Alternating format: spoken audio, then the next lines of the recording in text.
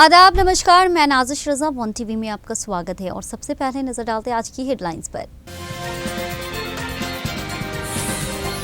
मल्लिकार्जुन खड़गे ने पीएम मोदी को लिखा पत्र, सरकारी मशीनरी के घोर दुरुपयोग का लगाया आरोप।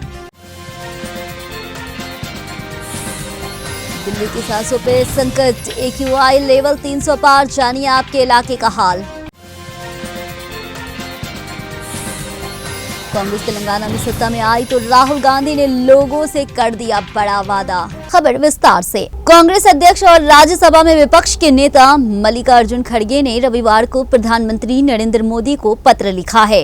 इस पत्र में खड़गे ने पीएम मोदी पर देश की सरकारी मशीनरी को घोर दुरुपयोग का आरोप लगाया। सत्तारूढ़ दल द्वारा सरकारी मशीनरी का दुरुपयोग पर चिंता व्यक्त करते हुए खड़गे ने कहा, ये आज देश में सत्तारूढ़ राजनीति दल की सेवा में हो रहे हैं, वहीं सरकारी मशीनरी की घोर दुरुपयोग से जुड़ा है। उन्हें रथ के रूप में तैनात किया जा रहा है। पिछले 9 साल से ऐसा लग रहा है कि जो गंभीर चिंता का विषय है। कांग्रेस अध्यक्ष ने 18 अक्टूबर के एक हालिया पत्र का जिक्र किया, जिसमें कहा गया था कि संयुक्त सचिव, निदेशक और उप सचिव जैसे उच्च रैंक के वरिष्ठ अधिकारियों को भारत में सभी 765 जिलों में तैनात किया जाना है। खड़गे ने बताया है कि ये केंद्रीय सिविल सेवा नियम 1964 का स्पष्ट उल्लंघन है, जो निर्देश देता है कि कोई भी सरकारी कर्मचारी किसी भी राजनीतिक गतिविधि में भाग नहीं लेगा। तेलंगाना, छत्तीसगढ़, मध्य प्रदेश, राजस्थान और मिजोरम में इस साल विधानसभा चुनाव होने हैं, जिनकी तारीखों की घोषणा भी की जा चुकी है। वहीं मतदाताओं को लुभाने के लिए राजनीतिक दलों का कवायद तेज हो गया है। इसी बीच तेलंगाना में अपनी दूसरी चुनावी यात्रा के दौरान कांग्रेस नेता राहुल गांधी ने बड़ा वादा किया है। जी हां, कांग्रेस नेता राहुल गांधी ने शुक्रवार को कहा कि अगर पार्टी 30 नवंबर के विधानसभा चुनाव में तेलंगाना में सत्ता में आती है तो कांग्रेस ने ये सुनिश्चित करेगी कि हल्दी किसानों के प्रति क्विंटल 12,000 रुपए से 15,000 रुपए का समर्थन मूल्य मिलेगा। मध्य प्रदेश में विधानसभा चुनाव के आगाज के साथ ही अब आरोप प्रत्यारोप का दौर शुरू हो गया है। वहीं कांग्रेस के राष्ट्रीय प्रवक्ता सुप्रिया श्रीनेत ने इंदौर में मीडिया से बात करते हुए शिवराज सरकार के बहाने प्रधानमंत्री नरेंद्र मोदी पे भी हमला बोला है। श्रीनेत ने कहा है कि मध्य प्रदेश में घोटाले और भ्रष्टाचार करने के लिए प्रदेश सरकार ने कर्ज लिया है और समय प्रदेश सरकार पे 4 करोड़ रुपए का कर्ज है। इसका 20,000 करोड़ रुपए शिवराज सरकार ब्याज चुकाती है और उन्होंने कहा कि मध्य प्रदेश में एक व्यक्ति के ऊपर 40,000 रुपए का कर्जा है, जिसके चलते 5 साल में कर्जा भी 2 गुना हो जाएगा। उन्होंने कहा कि एक तरफ कर्जा बढ़ता जा रहा है तो दूसरी तरफ प्रदेश में आमदनी बढ़ाने, निवेशन, रोजगार देने का कोई सख्त कदम नहीं उठाए गए। एक बहुत महत्वपूर्ण चुनाव इस देश की राजनीति के लिए, मध्य प्रदेश की राजनीति के लिए, यहाँ की जनता के लिए, आधी आबादी के लिए और 2 करोड़ से ज्यादा युवाओं के लिए हम चुनाव के मुहाने पर आकर खड़े हैं और जरूरी है कि हम उन बातों पर बात करें जिन पर चुनाव लड़े जाने चाहिए। मेरी थोड़ी बहुत रुचि अर्थशास्त्र में रहती है तो मैं मध्य प्रदेश के कुछ आंकड़े देख रही थी, वो आपके साथ साझा करती हूँ और फिर आपको अपनी ओर से, आप जानते हैं लेकिन थोड़े विस्तृत रूप में जरूर बताना चाहूंगी कि उन आंकड़ों के बेसिस पर, मौजूदा हालात के बेसिस पर हमारे वचन पत्र में क्या है और उसके बाद आपके सवालों का स्वागत है। मैं एक आंकड़ा देखकर चौंक गई और वो आंकड़ा है मध्य प्रदेश के ऊपर कर्ज का। 4 लाख करोड़ से ज्यादा का कर्ज है। मतलब आज अगर इस समय एक नवजात शिशु का जन्म हो रहा है मध्य प्रदेश में, उसके सिर के ऊपर 40,000 का कर्ज है। सरकार की आमदनी जस की तस है, खर्चे जरूर बढ़े हैं, आमदनी को बढ़ाने के साधन नहीं बढ़े हैं, इसलिए जो वित्तीय घाटा है सरकार का वो 54,000 करोड़ पर है। आपने कर्जा खूब लिया, कर्जा लगातार बढ़ाया, 2 सालों में 1 लाख करोड़ कर्ज ले लिया, लेकिन क्या उस कर्ज से सरकार ने निवेश किया? क्या उस कर्ज से सरकार ने अर्थव्यवस्था को दुरुस्त किया? क्या उस कर्ज से सरकार ने रोजगार बनाया? और बड़े दुख के साथ कहना पड़ता है, नहीं, सरकार ने ऐसा नहीं किया। उस कर्ज के चलते बड़े बड़े घोटाले हुए, खूब स्कैम किए, आपके सिर पर कर्ज चढ़ता गया लेकिन आपका भला नहीं हुआ। तो कर्ज बढ़ा, वित्तीय घाटा बढ़ा और बेरोजगारी का यह आलम है कि 2 करोड़ युवाओं के भविष्य पर एक प्रश्न चिन्ह लगा हुआ है। 40 लाख के करीब लोग एम्प्लॉयमेंट एक्सचेंज में रजिस्टर करते हैं और मात्र 21 को नौकरी मिलती है।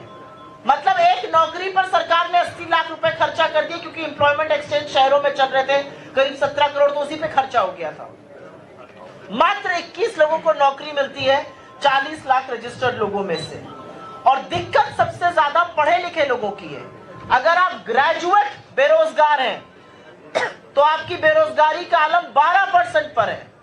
कम पढ़ा लिखा 5वीं पास तो फिर भी चलो मेहनत मजदूरी करके किसी तरह से अपनी गुजर बसर कर लेता है, लेकिन मध्य प्रदेश में रोजगार के साधन बहुत सीमित हैं और सरकार ने बड़े औद्योगिकरण के लिए, बड़े निवेश के लिए, बड़े उद्योग घरानों को लाने के लिए, मल्टी करोड़ इन्वेस्टमेंट्स के लिए देने का काम नहीं किया है और इस बात का मुझे दुख है।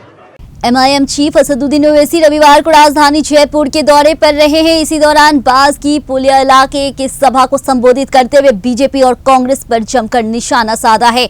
ओवैसी ने कहा है, जब से केंद्र में बीजेपी सरकार बनी है तब से नफरत बढ़ती ही गई है। हम लोगों को खुद को सियासी ताकत समझने की जरूरत है। अब कांग्रेस और बीजेपी के अलावा एमआईएम विकल्प है। हिजाब, टोपी, दाढ़ी देखकर कानून बनाए जा रहे हैं।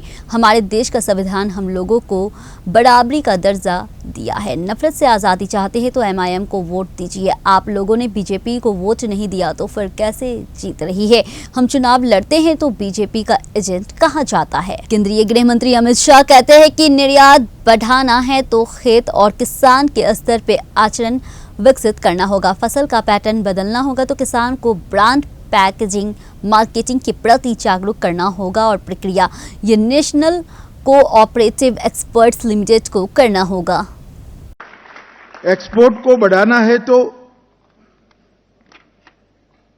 खेत लेवल से, खेत के स्तर से, किसान के स्तर से इसका स्वभाव बनाना पड़ेगा।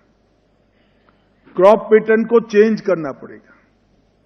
एक ब्रांड, पैकेजिंग और मार्केटिंग की पूरी व्यवस्था किसान के मन में भी जागरूकता के साथ खड़ी करनी पड़ेगी और ये व्यवस्था राष्ट्रीय निर्यात कोऑपरेटिव निर्यात लिमिटेड ने पूरी करनी पड़ेगी। तब जाकर हम सफलता के साथ हमारे 6 के 6 उद्देश्यों को।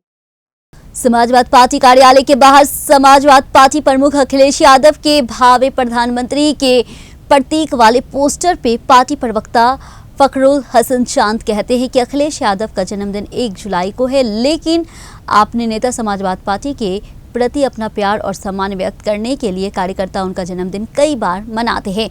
आज पार्टी के कुछ नेता और कार्यकर्ता उनका जन्मदिन मना रहे हैं। वहीं पार्टी कार्यकर्ता प्रार्थना कर रहे हैं कि अखिलेश यादव देश के पीएम बने और लोगों की सेवा करें। देखिए, आदरणीय अखिलेश यादव जी का जन्मदिन वो 1 जुलाई को होता है, लेकिन समाजवादी पार्टी के नेता कार्यकर्ता अपने नेता के प्रति प्यार और सम्मान जताते हुए कई बार उनका जन्मदिन मनाते हैं। आज भी समाजवादी पार्टी के अध्यक्ष आदरणीय अखिलेश यादव जी का जन्मदिन कुछ नेता कार्यकर्ता वो मना रहे हैं। ये समाजवादी पार्टी के अध्यक्ष आदरणीय अखिलेश यादव जी के प्रति कार्यकर्ताओं का प्यार और सम्मान है।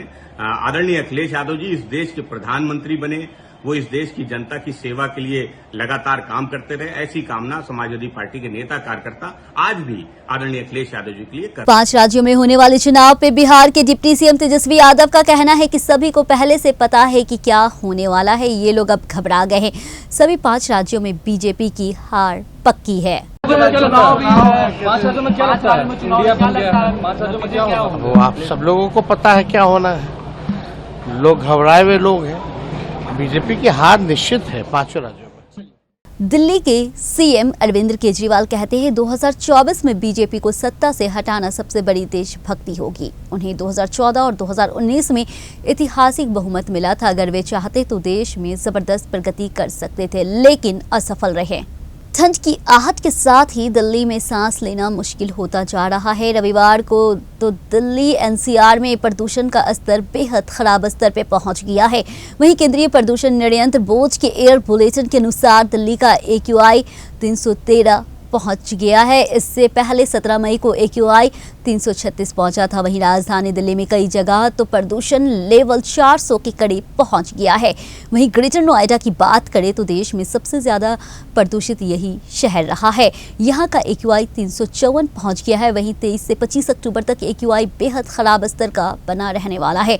आपको बता दें कि शनिवार को GRAP का द्वारा फेज लागू हुआ है। वहीं अब प्रदूषण बढ़ने के बाद कोई नहीं पाबंदी नहीं लगाई गई है। 2 दिनों से प्रदूषण में ज्यादा इजाफा देखा जा रहा है। इसके साथ ही स्मॉग की भी एंट्री हो चुकी है। देखा जा रहा है कि पराली का धुआं भी राजधानी में अच्छी मात्रा में पहुंच रहा है। वहीं पाकिस्तान की तरफ से आ रही हवाएं पंजाब के पराली के धुएं को दिल्ली की तरफ धकेल रही है। वहीं पराली की प्रदूषण 16.38 के करीब दर्ज किया गया। इस साल कुल 4 ग्रहण होने थे, 2 सूर्य ग्रहण और 2 चंद्र ग्रहण। इनमें से 2 सूर्य ग्रहण और 1 चंद्र ग्रहण हो चुके हैं और अब चौथा ग्रहण 28 अक्टूबर को देखेगा।